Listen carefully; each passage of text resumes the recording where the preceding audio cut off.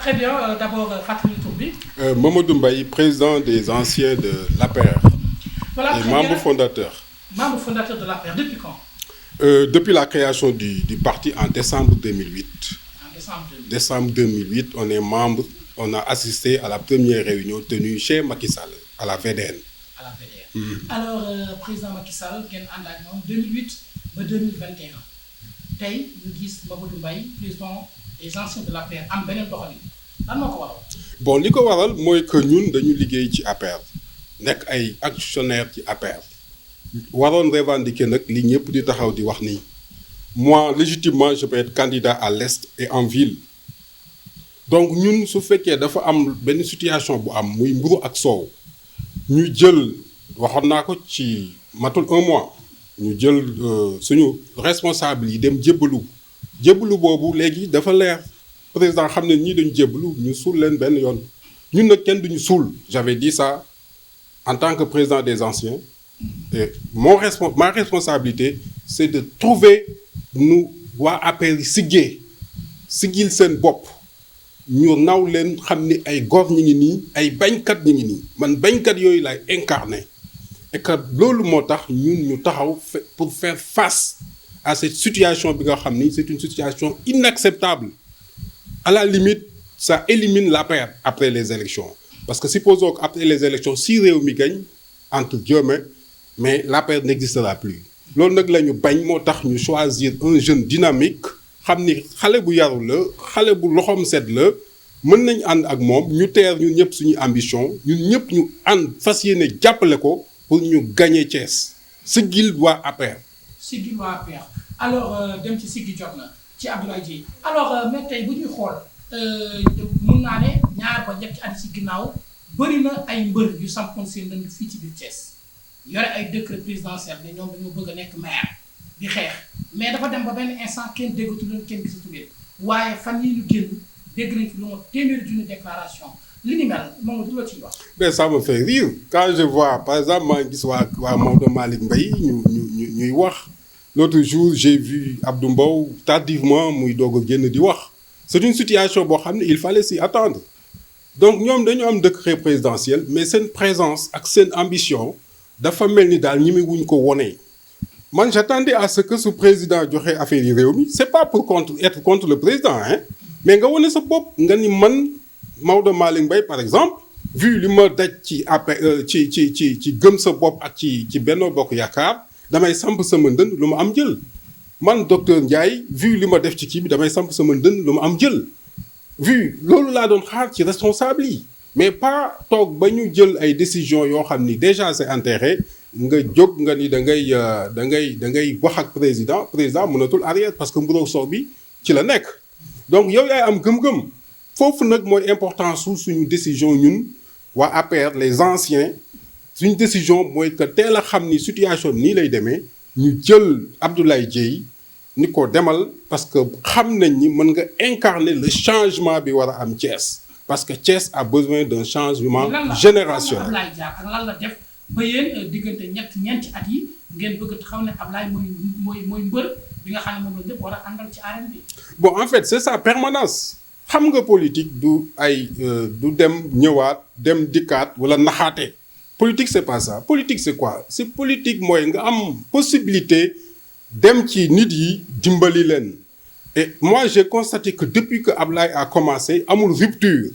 mi ngi ci activité yëpp mi ngi def c'est pas pour rien ñu jox ko le corridor de l'homme social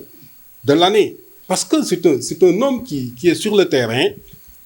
permanemment c'est différent ak suñu politiciens yi nga xam ni su élection ñëwee rek lañ leen di gis su élection jeexee il a fait une rupture boobu nag moo tax actuellement c'est l'homme de la situation c'est l'homme majoritaire actuellement à Thiès tous les sondages le disent donc li ma mën a wax daal mooy waa APR muy waa Thiès la situation dafa demander ñëpp ñëw mobiliser wu autour de Ablaye ñu mën a siggil APR bañkat yi mën a génn xam ni APR kat deewul mais am nañ un jeune qui l'incarne et à travers ce jeune là ñun ñëpp ñu gis ci seen bopp. élection yi ay élection kooku xaat la ngeen ne yéen ba léegi ngeen ànd ak président Macky Sall waaye bokk leen jëmuwaay. waaw foofu aussi il faut que ñu leeral ñun ay doomu président Macky Sall lañ man soo ma gisee quelle que soit la situation soo ma gisee rek li image bi reflété wu mooy que président Macky Sall Ablaye aussi est de la mouvance présidentielle et li ñu def nii am na Tamba parce que Sidiki dafa dem ak liste boppam parce que affaire bi aussi yenn saa yi dafa laaj élection que ça soit muy élection bu mu mën di nekk muy politique dafa laaj yenn saa yi nga natt sa bopp soo nattee sa bopp président dina xam li ngay peser et que après les élections ñu xam ni ab kii et kii mais su fekkee mënoon natt sa bopp benn moment mais on ne peut pas te quantifier donc on ne peut pas mën nañ la fal nag ak ci ay wax ak yooyu mais réellement parce que fii gis naa fi ay ñoo xam dañu am ndomba tànk mais mosuñu gagné dara à Thiès et ça c'est une catastrophe beneen bi mooy ba léegi ñemewuñu taxaw wane seen bopp lañu nekk ci candidat ci quoi que ce soit moi je pense que la politique ça demande du courage et c'est ce courage là le président Ablaye Dièye am ñu fas yéene ko jàppale pour fas yéene jël Thiès Est et les 3 autres communes yi nga xam ni coalition Siggil Thiès coalition citoyenne bi fas yéene na présenté wu ci ñetti communes yooyu yëpp ak ci ville de Thiès pour que ñu mën gagner incha allah d'une manière extraordinaire loolu moom kenn léegi dootu ko nappable parce que nit ñi ngi ñëw massivement vers le président Ablaye Dièye. alors benn question bi mooy tey bu ñuy xool gestion yi nga xam ne ñetti maires yi def nañ ko ak le maire de la ville muy Talla Sylla tey ngeen am nouvelle alliance majorité présidentielle tey ngeen fippu ne yéen il faut ñu delloo leen seen dignité naka ngeen di maanaam naka ngeen di xayma yorin bi ñu yore li nga xamante ne mooy alalu askanu Thiès. bon démb maa ngi déglu un jeune boo xam ne dafay jàppale benn candidat réew mi il dit que Grand Thiès dañu amoon benn monument muy Normandie mais monument bi léegi ay xar ak ay bëy ay mbaam xuux ñoo fay nekk. vous voyez ce bilan là c'est un bilan négatif mais loolu du problème bi mooy ça fait 20 ans on est gouverné par un même régime ici à Thiès et nous sommes toujours dans l'opposition après dafa liggéeyoon ba ñu dese tuuti pour gagner élection yi moo war a nekk suñu consécration ñu renverser définitivement la situation à Thiès pour mën a liggéey Thiès alors loolu ñu ñëw ba agsi fii ñu neutraliser APR donc waa APR yëpp su fekkee dañu nangu situation bi nous sommes neutralisés et nous allons être gouvernés encore pour 5 autres années alors situation boobu nag pour ñu renverser il faut ñu am un homme qui incarne ce changement là un homme qui doit être un jeune très compétent nga xam ni jeunes yi nga xam ni suñ ko gisee gis ni waa ji il s'est fait lui-même c'est un self-made man ñu sans lobby self-made man gëm boppam nekk ku dëggu ñu am benn nouvelle approche de la politique boo xam ni mooy wàcc ci nit ñi dimbali nit ñi wax leen dëgg je pense que ce jeune là incarne ce changement moo tax ñun ñu obligé ñu jël suñu décision ànd ak moom fas yéene ko gagneel mairie Thiès. Et qui a l'humilité de revenir sur son parcours quand il faisait ses études primaires les difficultés qu'il a eu à rencontrer keroog bu ñu joxee les fournitures est-ce que tey gis ngeen Ablaye am na humilité ak modestie tey jiite waa Thiès. non man personnellement su amuloon humilité du ma ànd ak moom parce que man bon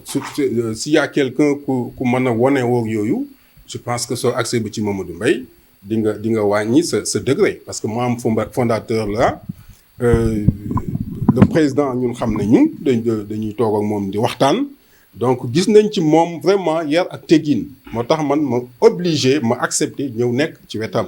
parce que su fekkoon amul yar amul teggin man je passe ce temps là. xaw ma temps boobu. en 2017 dañ doon wax dañuy wut baromètre. ñu xool parti APR parce que dafa mel ni am na ay lapsus wala am na boog la bonne information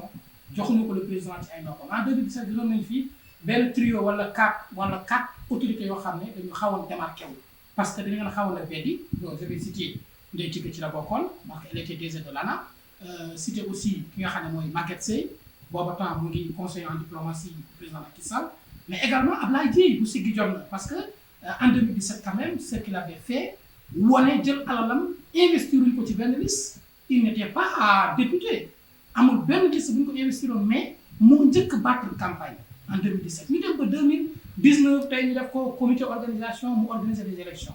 tey ñu gis la situation mu am renversement de situation Augustin Tine ak les 11 collectivités territoriales en 2014 mais elles étaient tous de l'opposition c'est après des négociations et la main tendue du chef de l'État que les maires ont rallié la majorité présidentielle wala le Benno Bokk Yaakaar tey nga gis un autre changement Siré Dia à la tête du département Augustin Tine dans cette histoire Mamadou noo koy jàngatee. bon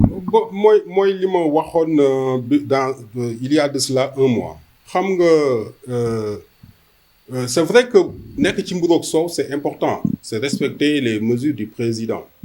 mais moi je trouve que par exemple quelqu'un comme Augustin qui a abattu un travail extraordinaire nga ñëw ni ko yemal Fandène extraordinaire nga ñëw ni ko yemal Fandène mais je pense que su fekkoon dafa am kuy diriger le département c'est Augustin mais comme ñoom dañu toog rek noppi aussi il laisse le président bon en fait le président lañ bàyyi muy def lu mu bëgg a def duñu wax dara évidemment su président jëlee décision ñoom mënatuñ ci revenir maintenant wax nga tudd nga fi Ndeye Tické elle abattait un travail extraordinaire mais gis nga la situation on l'a éjecté avec l'effet de mburu ak soow loolu aussi c'est injuste donc c'est des situations yoo xam ni soo ko bàyyee rek mu dem dañuy dem ba APR Thiès du amati man nag loolu lay xeex APR Thiès dafa war a exister parce que ça fait 10 ans mu exister et difficilement on s'est battu pour gagner département bi. Avec des responsables mais qui fermaient leur téléphone événement Tabaski Korité je me rappelle j'étais à Thiès Info c'est le tir de passage maa ngi koy nuyu il faisait même des articles en disant à 2 jours de la Tabaski les responsables de l'APR ont fermé leur téléphone portable. voilà léegi nag situation yooyu nga xam ni dañ ko def muy galère boo xam dañ ko def depuis 10 ans ñu ñëw ba agsi fii ñu chambouler yëf yi suul waa APR suul responsable yi je pense que kuy bañkat war nga jóg et que Mamadou Mbaye incarne cela man ku ma xam ni wax dëgg ak bañ laay def parce que APR man moo ma ñor keneen ñoruma Diop Ousmane Diop au nord ak Bokar Ly au nord nous avons fële Marème Diop Sylla et docteur Sarr je pense que équipe boobu docteur Djibril Sall je pense que équipe boobu a fait une promotion. voilà Serigne Khadim Lo ku jege Serigne Khadim Lo la donc je pense que daal ñun li ñu yor actuellement nii mooy bomb yëf yi comme ni ko xale yi waxee et que incha allah au soir du 23 ndam lu rëy dina am léegi nag waa APR yi dama bëggoon lancer leen benn message. waaw xam naa loolu avant juste. cette dernière question. alors tey ñu gis ñu ne Ablaye est le seul candidat c'est-à-dire la sincérité et la franchise de son engagement politique à Thiès pour vraiment faire scruter aujourd'hui l'écran du PSE au Thiessois. tey ñu gis Ablaye am beneen dynamique maanaam beneen ligne de conduite boo xam ne tey yéen a ngi dem pour xool nag ngeen négocier pour dem c'était difficile c'était pas difficile regrouper toutes ces cailles de la politique autour d'une table et discuter mener les débats et les négociations naka ngeen ko dundee. oui évidemment on est resté plusieurs jours presque nelawuñu di def ay négociations. Mais vraiment man au cours des négociations j'ai vu un président Ablaye Dièye très serein capable qui a des qualités de manager capable de diriger et qui a fait beaucoup de concessions qui nous a permis d'aboutir à li ma la wax léegi ci candidature yooyu à un noyau dur qui permettra de gagner. Ensuite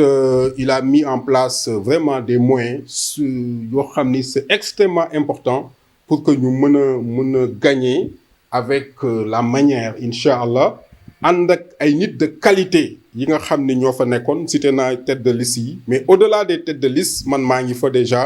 am na yeneen identité remarquable yoo xam ne ñi ngi ci table bi ñi ngi ci ginnaaw Ablaye je pense que campagne bi su ubbee dinañ gis surprise yu extraordinaire ici à Thiès et que boobaa discussion sax dootul am parce que y aura pas photo donc sur ce ci laa bëgg sama maye ma wax waa APR ni leen bu ñu xaar ba train bi parce que train bi départ na Ablaye départ na su fekkoon mi ngi jëm Bamako actuellement mën nañu wax dugg na Diourbel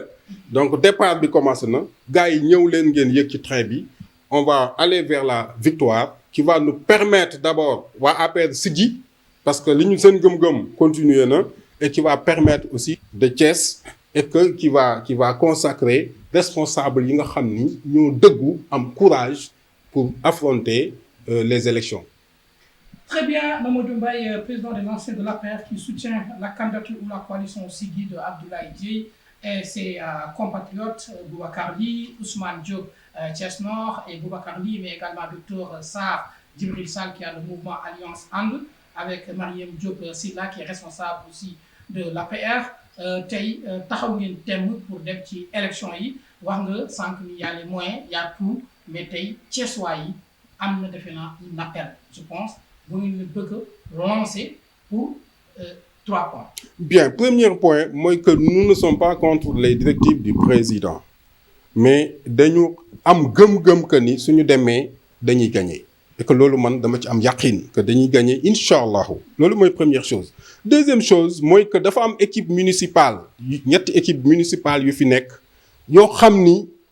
ça fait 2 mandats ñi ngi fii même au sein de Rewmi ñi ngi wax changement parce que nee na ñooñu defuñu fi dara. Donc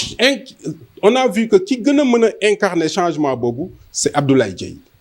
Non seulement day nekk changement ci compétence parce que c'est un manager qui a sa société qui a déjà montré ses preuves sur le côté privé